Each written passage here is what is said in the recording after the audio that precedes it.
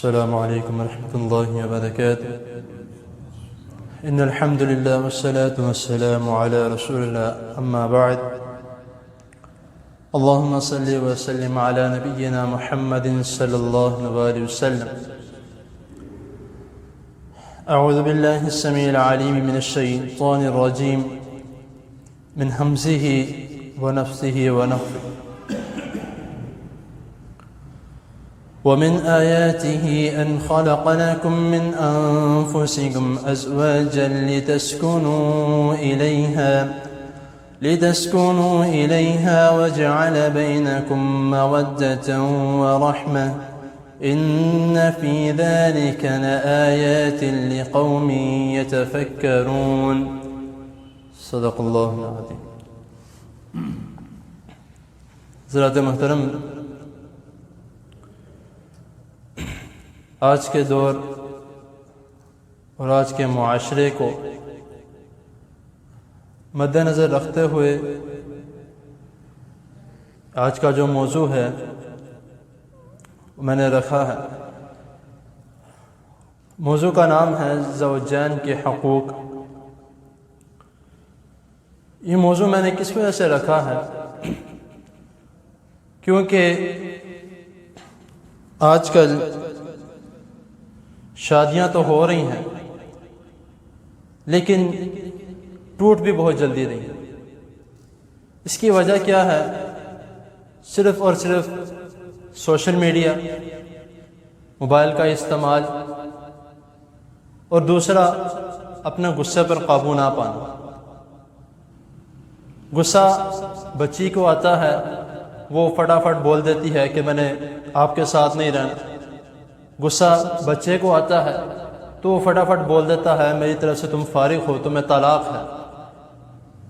یا تو اس طرح ہوتا ہے آمنے سامنے بات کی جاتی ہے، ورنہ جس طرح میں نے کہا کہ موبائل کی وجہ سے تو موبائل پر بھی غصے میں ہوں گھر سے چلے جاتے ہیں اور پھر اس کے بعد فون کر کے کہ میں نے تمہیں طلاق دے دیا، تم اپنے گھر چلے جاؤ.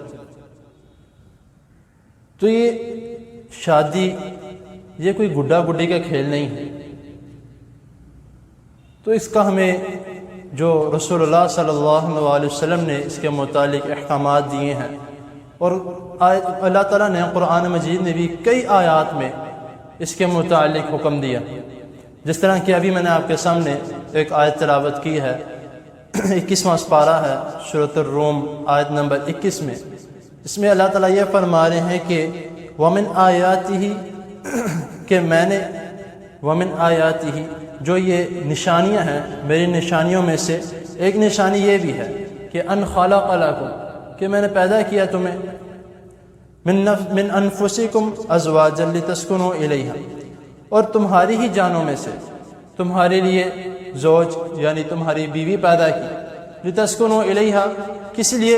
تاکہ تم اس کا ساتھ سکون حاصل کرو، اس کے ساتھ آرام سے رہو، باہمی راضی مندی سے رہو، ایک دوسرے کے ساتھ اچھے طریقے سے رہو.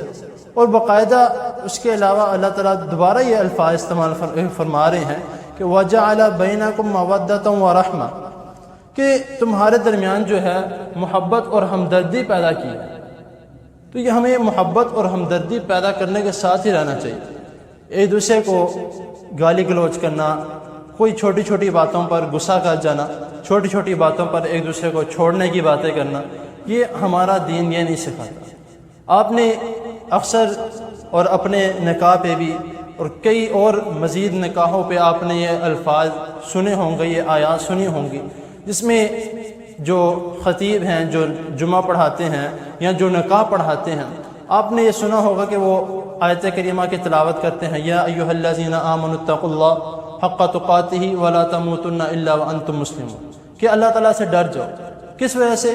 کہ آپس میں جو ہے ایک دوسرے کا حق ادا کرو، اور جس طرح اللہ تعالیٰ کا حق ہے اللہ تعالیٰ کا بھی حق ادا کرو.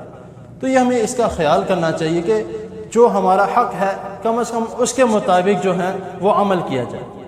اب خاوند کے بیوی پر کیا حقوق ہیں کہ خاوند کما کے لاتا ہے اس کو کھلائے، اور جو خود پہنتا ہے اسی طرح کا، یہ نہیں کہ خود شلوار قمیض پہنتا ہے اس کو بھی شلوار قمیض پہنا دے. اس سے مراد یہ ہے کہ خود اچھا لباس پہنتا ہے اس کو بھی اچھا لباس پہنا.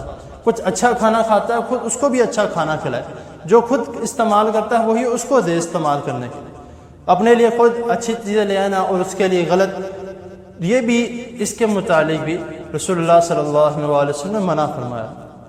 اور آپ نے یہ بھی حدیث سنی ہے کہ رسول اللہ صلی اللہ علیہ وسلم فرمایا کہ سب سے بہترین شخص وہ ہے جو اپنے گھر والوں کے ساتھ اچھا ہے، اور تم میں سے سب سے بہتر میں اپنے گھر والوں کے ساتھ اچھا ہوں۔ تو ہم کسی اور کو رائل ماڈل بناتے ہیں، ڈراموں میں دیکھتے ہیں کہ فلاں اس کے ساتھ لڑا ہے، بہو ساس کے ساتھ، تو ہم نے اپنے دماغ میں یہی بات سوچی ہوتی ہے کہ جب ہم گھر میں عورت آئے گی، میری بیوی آئے گی، وہ اس طرح ساس کے ساتھ لڑے گی، یا ساس جو ہے وہ اپنی جو بہو ہے اس کے ساتھ لڑے گی۔ وہ ڈرامے دیکھ دیکھ کے، یا کبھی کبھار اس طرح ہوتا ہے کہ ساس جو ہے معذرت کے ساتھ وہ پروپیگنڈا چلا رہی ہوتی ہے کہ میں نے بہو کو اس طرح ٹائٹ کر کے رکھنا ہے، اور جو بہو ہے وہ ڈرامے دیکھ دیکھ کے وہ اپنی ساس کے ساتھ اس طرح پروپیگنڈا چلا رہی ہے کہ میں نے اپنی ساس کو اس طرح کر کے رکھنا ہے۔ تو یہ سوشل میڈیا جو ہے اسے اور صرف میں کہتا ہوں دیکھنے کے قابل بھی نہیں ہے جو ہمارے حالات چل رہے ہیں۔ تو اس کو ہمیں خود بھی بچا رہنا چاہیے، اپنے بچوں کو بھی خاص طور پر اپنی بچیوں کو بھی بچا کے رکھنا چاہیے، ورنہ جو دیکھتے ہیں ظاہر سی بات ہے وہ تو انہوں نے یہی کہنا ہے کہ یہ لازمی اس طرح ہوتا ہوگا، تو ہم نے بھی آگے تیار رہنا ہے کہ اس طرح کام کرنا۔ اگر ایک بیٹی، ایک بہو جو ہے وہ اپنی جو ساس ہے اس کو بھی ماں سمجھے گی، کبھی گھر میں کسی قسم کا کلیش نہیں ہوگا، کسی قسم کی لڑائی نہیں ہوگی، اور جو ساس ہے وہ بہو جو آ رہی ہے اس کو اپنی بیٹی سمجھے گی تو گھر میں کسی قسم کا کوئی فتنہ پیدا نہیں ہوگا۔ تو اسی طرح جو لڑکی کے گھر والے ہیں وہ اس بچے کو، جو لڑکی جس نے شادی کی ہے ان کی بیٹی کے ساتھ، وہ ان کو بیٹا سمجھے گی، اور وہ بیٹا جو ہے وہ ان کو اپنے ماں باپ سمجھے گا۔ آج کل یہ سوال کیا جاتا ہے کہ مجھے ہمیں دکھائیں کہ کہاں پہ لکھا ہے بیٹیوں کے متعلق کہ جو لڑکے کے گھر والے ہیں ان کے اوپر جو ان کی خدمت ہے وہ لازمی ہے، وہ فرض ہے۔ آج کل یہ سوال کیا جاتا ہے، لیکن جب اس کے الٹ اگر بچہ جو ہے وہ لڑکی کے والدین کے ساتھ کوئی اونچ نیچ کر دیتا تو پھر کہتے کہ یہ تم نے میرے والدین کے ساتھ اچھا نہیں کیا، تم نے تو میری ناک کٹا دی۔ اپنی باری آئے تو پھر ناک کٹا دے، اور دوسروں کے بارے تو کہتے ہمیں حدیث دکھاؤ، کوئی حوالہ بیان کرو، کوئی ریفرنس بیان کرو کہ کہاں پہ اللہ تعالیٰ نے لکھا ہے یا کہاں پہ رسول اللہ صلی اللہ علیہ وسلم نے لکھا۔ تو یہ اللہ تعالیٰ نے جو ہے وہ آپس میں جو جوڑے بنائے ہیں، کس لیے بنائے ہیں؟ تاکہ اس دنیا میں اچھے طریقے سے جس عمل کے لیے آئے ہو اس کے لیے رو۔ اب ایک شخص جو ہے وہ دنیا میں اپنی جو زوج ہے، اپنی بیوی ہے، اس کے ساتھ اچھے طریقے سے رہتا ہے، اس کے ساتھ جو رضامندی سے رہتا ہے، اور یہ جو جب شادی کے موقع ہوتے ہیں تو کیوں آپس میں لڑکا لڑکی کو ملوایا جاتا ہے؟ تاکہ وہ ایک دوسرے سے راضی ہوں، شادی کے لیے راضی ہوں، پھر جو ہے وہ آگے نکاح کیا جائے۔ اور جو آج کل ہمارے معاشرے میں زیادہ تر جو لو میرج کا رواج شروع ہوا ہے، اسی کی وجہ سے جو ہے وہ زیادہ تر خامیاں پیدا ہوتی ہیں، اسی کی وجہ سے جو ہے وہ زیادہ تر یہ سوال پیدا کیا جاتا ہے کہ پتہ نہیں کیوں لگتا ہے نکاح میں ہے ہی منوست ہے، ہم نے نکاح نہیں کرنا، اس کی فلاں کی نکاح ٹوٹ گیا، فلاں کا نکاح ٹوٹ گیا، فلاں کی شادی ٹوٹ گئی۔ ہم یہ نہیں دیکھتے کہ انہوں نے قرآن و حدیث کے خلاف جا کے شادی کی ہے، یعنی کہ اپنی مرضی سے شادی کی ہے۔ والدین، ہم یہ کہتے ہیں کہ والدین ہماری پسند کی شادی نہیں کرتے، مجھے اس سے محبت ہی، میرے والدین نے اس سے شادی نہیں کی، کرنی چاہیے تھی اسے شادی۔ والدین نے صرف اور صرف شادی نہیں دیکھنی، والدین نے آگے فیوچر دیکھنا کہ اس لڑکی کے ساتھ یا اس بچے کے ساتھ میری بیٹی یا میرا بیٹا خوش رہے گا کہ نہیں رہے گا، گھر میں سکون پیدا رہے گا کہ نہیں رہے گا، اس کا ہمیں خیال کرنا چاہیے۔ تو اس کے علاوہ اللہ تعالیٰ قرآن مجید میں ایک اور مقام پہ فرما رہے ہیں، سورۃ اعراف میں 9واں سپارہ ہے، آیت نمبر 199 میں، یعنی کہ 189 میں، کہ هو الذی خلقکم من نفس واحدہ وجعل منها زوجها لیسکن الیہا، کہ اللہ تعالیٰ نے تمہیں پیدا کیا ایک جان سے، جس طرح اس آیت میں اللہ تعالیٰ نے فرمایا اسی طرح تم پیدا کیا ایک جان سے، وجعل منها زوجها، پھر اس پیدا کیا بنایا اسی سے تمہاری اپنی جان سے تمہارے لیے بیوی، کس لیے؟ لیسکن الیہا، تاکہ تم اسے سکون حاصل کرو۔ تو جب آپس میں گھروں میں لڑائی جھگڑا رہے گا، بیوی کہے گی کہ میرے حقوق پورے نہیں ہوتے، خاوند کہتا ہے میرے حقوق پورے نہیں ہوتے، تو جب یہ آپس میں اس بات کا کلیش رہے گا تو کسی بھی قسم کے حقوق پورے نہیں ہوں گے، ہر ٹائم ہر وقت صرف اور صرف فتنہ پیدا رہے گا۔ بہتر یہ ہے، یہ ایک شاید ہو سکتا ہے پہلے اس طرح کی کسی نے مثال دی ہو تو، لیکن یہ ایک میں مثال جو ہے وہ سوچ کے رکھی تھی کہ اس طرح کا کوئی موضوع ہوگا تو اس میں بیان کی جائے گی، کہ میں سوچ رہا تھا کہ بعض لوگ جو ہیں وہ جب گلاب کا پھول توڑتے ہیں، گلاب کا پھول اگاتے ہیں یا توڑتے ہیں، تو اس کی خاطرداری کرنے میں یا اس کو توڑنے میں کانٹوں کی پرواہ نہیں کرتے، ہاتھ میں لگ بھی جائے گا تو کوئی بات نہیں، لیکن گلاب کا پھول تو مل گیا نا، خوشبودار۔ تو میں یہ بھی کہتا ہوں یہ جو میاں بیوی کا رشتہ یہ بھی ایک پھول کی طرح ہے، تو اس میں بھی کانٹوں کی پرواہ نہ کیجیے۔ ایک دوسرے کی غلطیاں ہیں، چھوٹی موٹی کوئی کوتاہیاں ہیں، معاف کر دیجیے، کوئی بات نہیں، کوئی مسئلہ پیدا نہیں ہوگا۔ تو انشاءاللہ آپ اس کو معاف کریں گے، شیطان اس سے جلے گا، شیطان بالکل ہی ختم ہو جائے گا کہ یہ کیا ہو گیا۔ ایک میں نے ویڈیو دیکھی تھی، غالباً میرے خیال سے شاید حدیث بھی ہے لیکن میرے سامنے نہیں آئی، خیر میں ویڈیو کے بنسبت یہ بات بیان کرتا ہوں کہ شیطانوں کا ایک بہت بڑا جو ہے وہ کلاس سی لگی ہوئی، بڑی کلاس سی، اس میں پہلا شیطان آیا جو شیطان کا سربراہ جس طرح ابلیس ہے، اس نے ایک شیطان سے پوچھا کہ آج تم نے کیا غلط کام کیا؟ تو وہ کہتا ہے کہ آج میں نے ایک لڑکا لڑکی کو آپس میں ملوایا۔ کہتا ہے ٹھیک ہے بیٹھ جاؤ، تمہیں اتنے پوائنٹس ملتے ہیں۔ دوسرے شیطان سے پوچھا کہ تم نے کیا آج اچھا کام کیا؟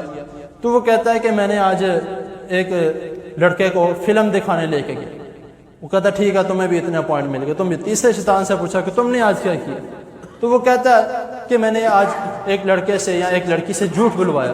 کہتا ٹھیک ہے تمہیں بھی ٹھیک ہے، تمہیں اتنے پوائنٹ ملے۔ چوتھے شیطان سے پوچھا کہ تم نے آج کیا کیا؟ وہ کہتا ہے میں نے آج دونوں میاں بیوی کو لڑوایا۔ وہ شیطان کہتا ہے کہ میں نے آج دو میاں بیوی کو لڑوایا۔ تو وہ جو ابلیس شیطان جو ہے، بڑا شیطان جو ہے، وہ اس کو اپنے گلے لگاتا ہے۔ گلے لگانے کے بعد اس کو پرائز دیا جاتا ہے کہ تم نے آج بہت اچھا، بہت کمال کا کام کیا۔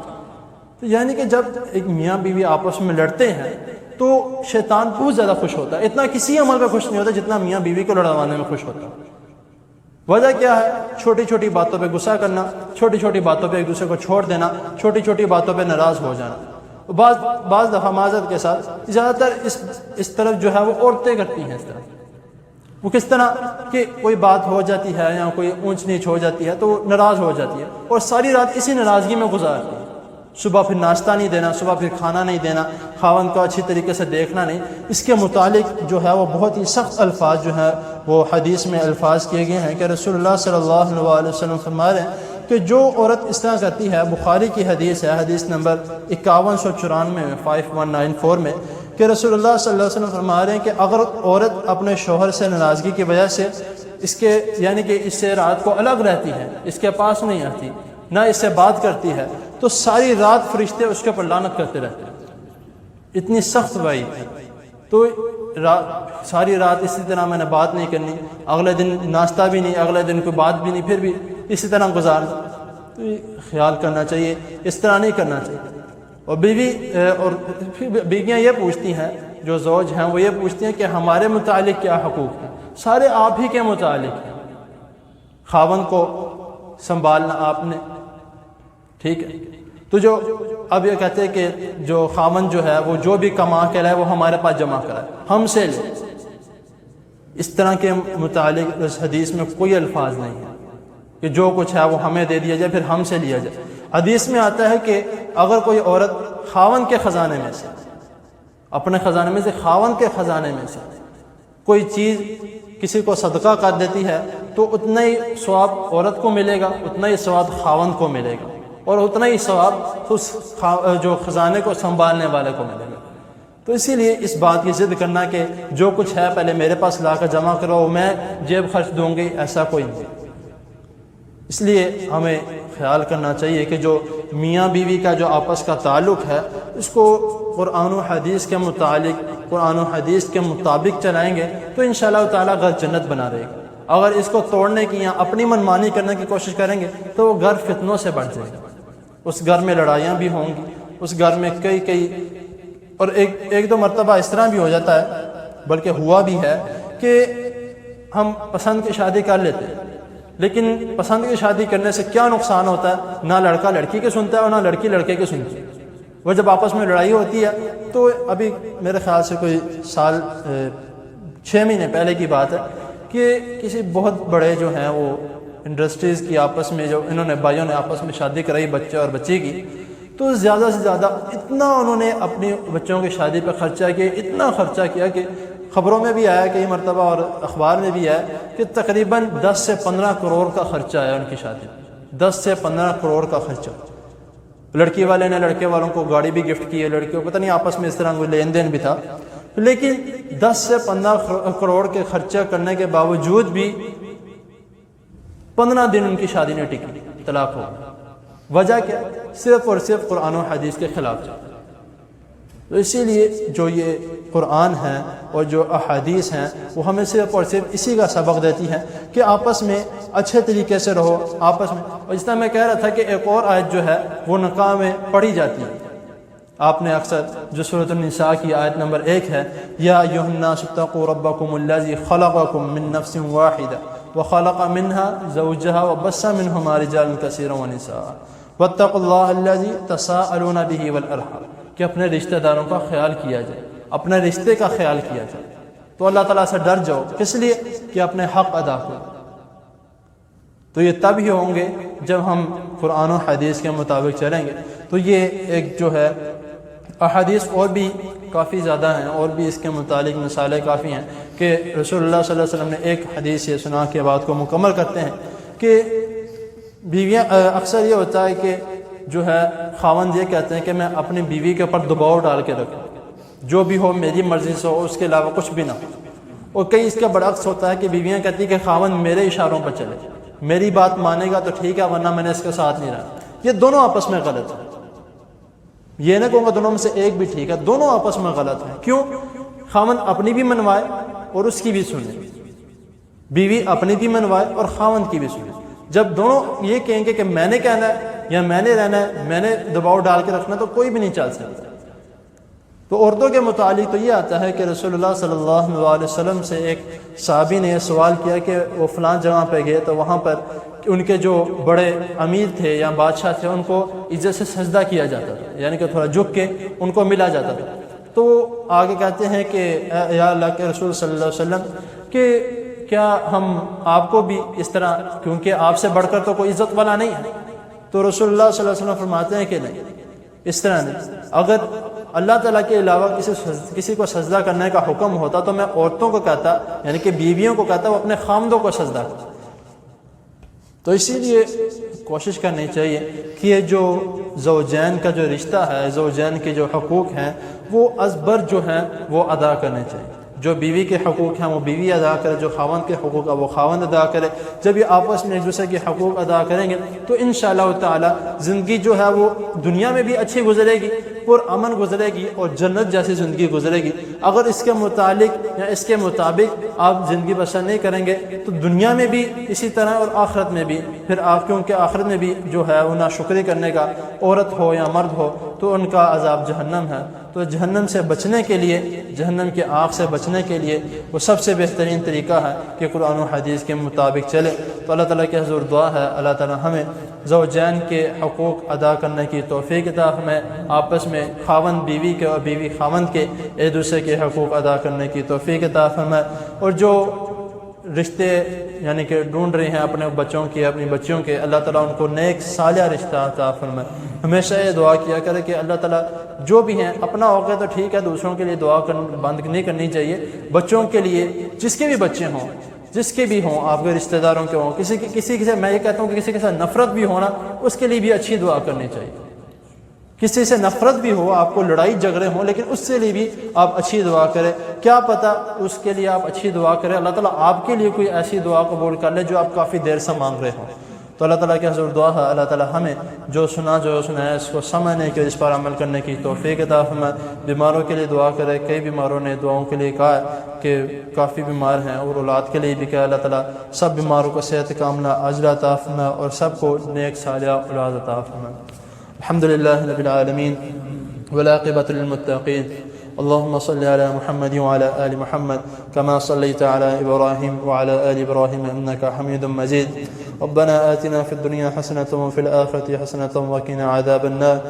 ربنا ظلمنا أنفسنا وإن لم تغفر لنا وترحمنا لنكونن من الخاسرين. يا شافي الأمراض اشف مرضنا ومرضى المسلمين. اللهم أعز الإسلام والمسلمين، اللهم انصر الإسلام والمسلمين، اللهم إنا نعوذ بك من جهد البلاء ودرك الشقاء وسوء القضاء وشماتة الأعداء. اللهم إنا نعوذ بك من زوال نعمتك وتحول عافيتك وفجاءة نقمتك وجميع سخطك.